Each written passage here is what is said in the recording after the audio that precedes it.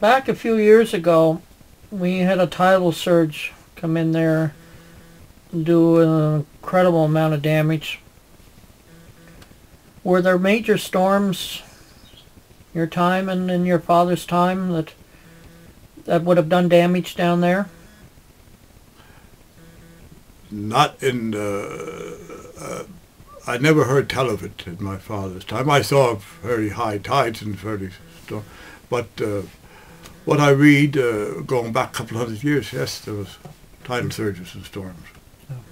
You know, I just never witnessed one. I never even witnessed the one, that tidal surge, where it damaged the wharf. And I was in Maine, in Florida that winter, but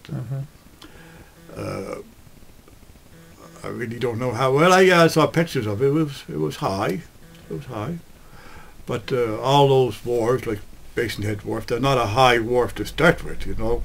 Normal, what we call high spring tides would be practically level. So a tidal surge like that, if you've got a 2-foot surge, well, that sounds big, 2 feet over the wharf, but it's still in my mind, that's not high, although the water's up in the fish house, but the fish house is right down on the level of the water, you know. Not level of the water, but it's just a comfortable distance. Normal high tides, I saw it up to the top of the wharf, the crest there. But the only thing I see is the weather's not cold these winters as it used to be, and then all the older fishermen, I remember them talking about August gales, like the August gale that they call the vessels ashore on the north side. Well, I never saw them kind of storms. The biggest storm I saw, I was in Maine. I was in 1952. I was at Basin Head. First year I fished at Red Point Rock. There was my 100 traps, 125. But the major storm at North Lake, I wasn't there, you know.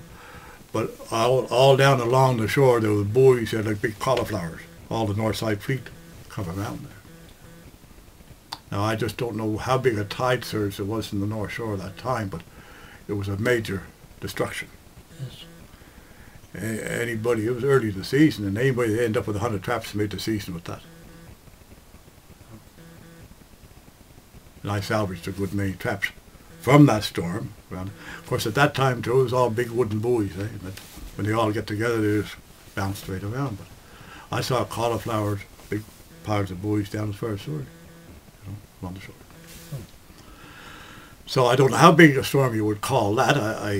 It was a major blow to the lobster fishery at that time there. But Do you have any recollections of whales dying and coming ashore, washing up on the beach?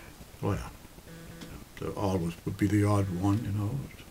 But of course, at that time, the whales was phenomenal out there then, you know.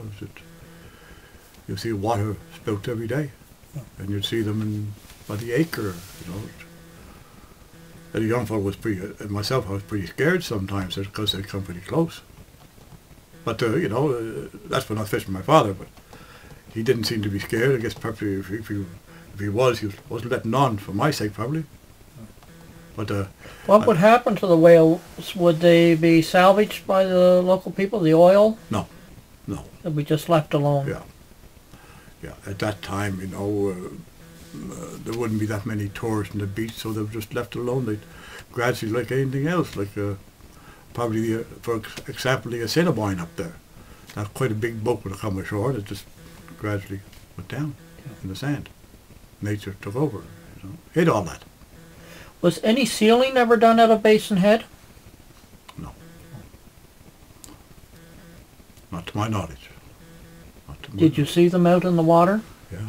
I remember one spring there, I saw I think we were taking the boats down to the lake, but we weren't far away, and I saw this staff on an ice cake a bit away, and it was from a sealing boat with a hole on it with a bunch of pelts on it. They lost in a storm or something.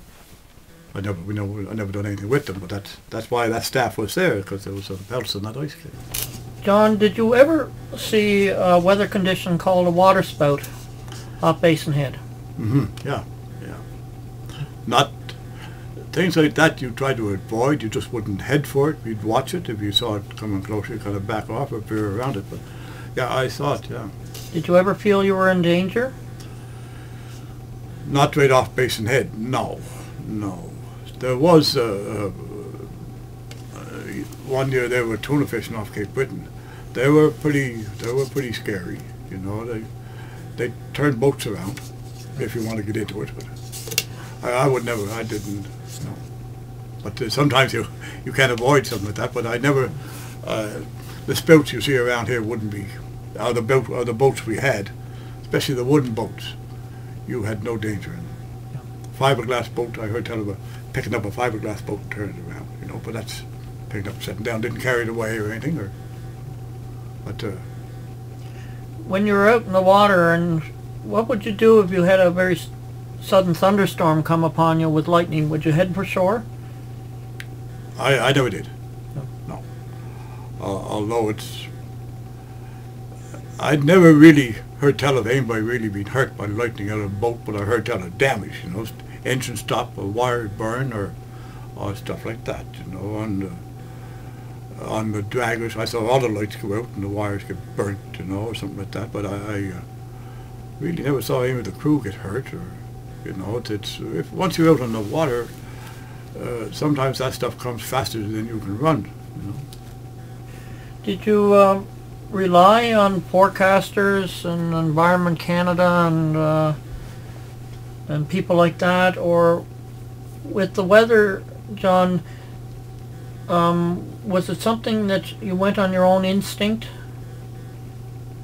each morning? I did, as I started lobster fishing. Yeah, when I was with my father, I used his judgment, and when you definitely listen to the forecast. Sometimes it give you a 50-50 clue. You know, you couldn't really depend on it, but. If you're fishing, I had the saying, always have a full tank of gas. If you're able to get out, you're able to get back. Yeah. You knew when you're out there what you could do in it. If it's too much, go on home. Always erred on the side of caution. Yeah. Did you ever have any close calls?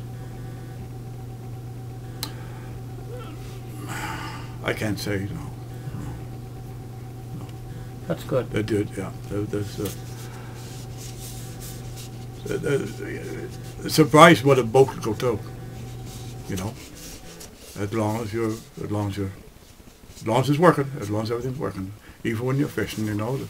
I've done most of my lobster fishing at East Point, and they call that the home of the tide rips and stuff like that. When I say tide rips, that's pretty square butts of seas, eh? But funny the way they worked. The tide rip, the boat would pretty near. If the engine was going at all, you didn't have no trouble keeping head into it or stern into it. Very seldom they'd go broadside unless you were broke down or something, you know. But I never saw a boat roll over, although they did. But I never had the experience.